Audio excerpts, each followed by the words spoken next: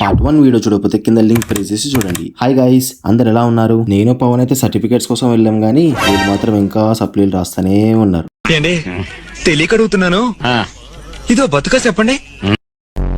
నిన్న వస్తేనేమో రేపు రమ్మన్నారు, ఈ రోజు వస్తేనేమో లంచ్ దాకా వెయిట్ చేయమన్నారు. సర్లే, అవసరం మంది కదా, ఎంతసేపు అయినా వెయిట్ చేయాల్సిందే. సరే చూడండి, మా కాలేజ్ ఇదే.